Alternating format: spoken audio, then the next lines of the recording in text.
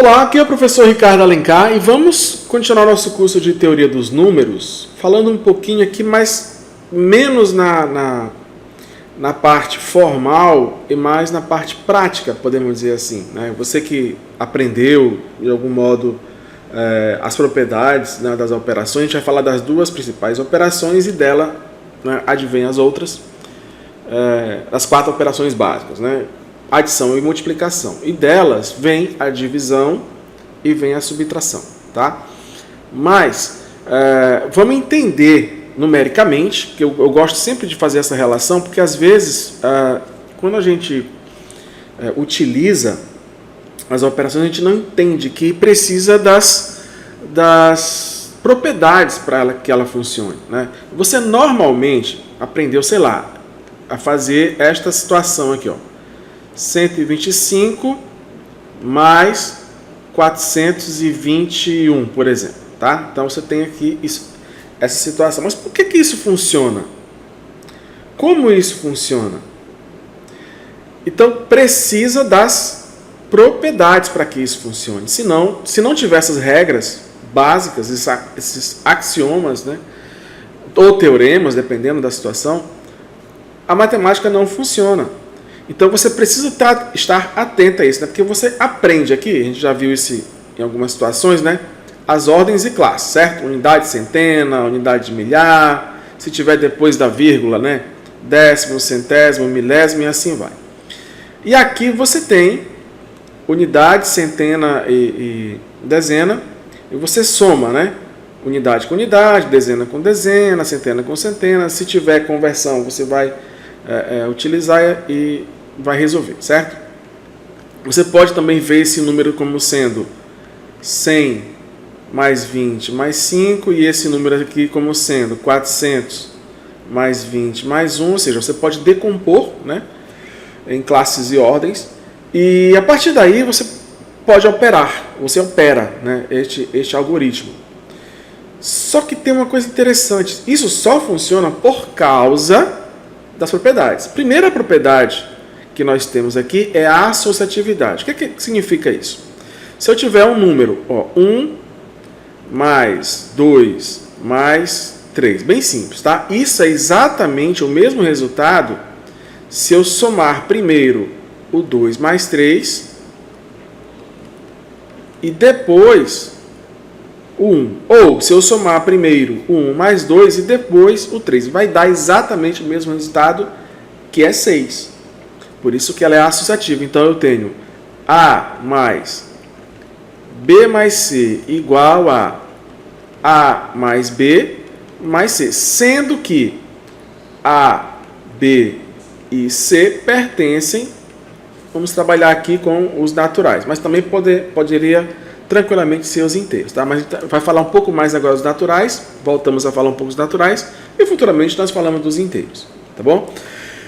Então nós temos essa primeira propriedade. Então se eu somar 125 mais 421, eu também posso somar associando, né? Por uma série de associações, eu vou associar unidade com unidade, centena ou dezena com dezena, centena com centena, tá? Então, é por isso que a primeira coisa que a gente pode, de fundo, ter aí, né, é essa ideia que funciona a associatividade. Outra, a comutatividade. O que é a comutatividade? É que se eu somar 5 mais 1 é exatamente igual a 1 mais 5, né? Ou A mais B é exatamente igual a B mais A. Isso funciona. Mas sempre funciona, Ricardo, nos naturais? Sim. Tá? Nos naturais, sim. E é por isso que eu posso colocar aqui 125 mais 421 ou 421 mais 125 e o resultado também vai ser o mesmo. Eu posso comutar, né, a ordem e se a gente tivesse numa linha de cálculo, a gente comutaria, né, aqui 5, 20, 100 para ficar juntos, centena com centena, dezena com dezena e unidade com unidade. E é por isso que funciona. Outra coisa, eu não coloquei aqui um exemplo, mas o elemento neutro. Existe o elemento neutro de tal forma que se eu adicionar um número qualquer com esse elemento neutro ou esse elemento neutro com um número qualquer A, né? Ou, por exemplo, 1 mais o elemento neutro da adição, que talvez você não saiba, acho que você sabe, é o 0, né? 1 mais 0 ou 0 mais 1 é o próprio 1, ou seja, o A mais o elemento neutro da adição e o elemento neutro da adição mais A dá o próprio A. E isso vai funcionar, por exemplo, em situações aqui, ó, 103 mais 221. Está aqui o elemento neutro. Eu costumo falar que ele é um guardador de lugar. Ele vai indicar que ali não tem unidade, dezena ou centena. Ok? Então, vamos avançando aqui para a lei do cancelamento. Né? Cancelamento que é muito utilizado em situações que às vezes a gente não imagina e é preciso ter isso em mente.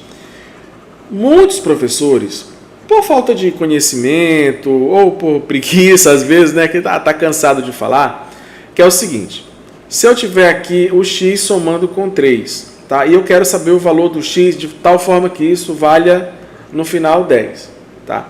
Como é que eu opero matematicamente? Eu tenho que usar a lei do cancelamento, de tal forma que é o seguinte: eu tenho que subtrair os dois lados da equação para que o x fique sozinho. Então, para subtrair aqui, eu vou subtrair de quem? De 3. Por quê? Porque 3 menos 3 vai dar 0, que é o elemento neutro. Portanto, vai sobrar só o x. E, evidentemente, como aqui é uma equação, como se fosse uma balança, né, com aqueles braços equilibrados, eu tenho que subtrair do outro lado também 3. Então fica 10 menos 3, 7, logo x igual a 7. E nós temos duas propriedades aí, a do cancelamento e a do elemento neutro. Só que a gente coloca assim, ó, vamos lá colocar aqui, se A mais 1B é igual a C mais 1B, então A igual a C, tá bom? Então, a gente tem essa operação aqui funcionando, mas a gente pode ter aqui a lei do cancelamento dizendo que A mais B igual a C mais B, logo A igual a C, tá bom? De tal forma que está um pouco escondido aqui a lei do cancelamento, mas é isso, né? Eu posso também escrever assim, ó, vamos enxergar melhor essa lei do cancelamento sem usar a operação aqui da subtração, tá? Então, ó, x mais 3 igual a 10. Como é que eu escrevo de tal forma que fica mais um 3 aqui? Ora, subtraindo 10 de 3, né? 10 menos 3 mais 3. Então, 10 menos 3 dá quanto? Dá 7 mais 3. Logo, ó, x mais 3 igual a 7 mais 3, pela lei do cancelamento, x igual a 7. Ok?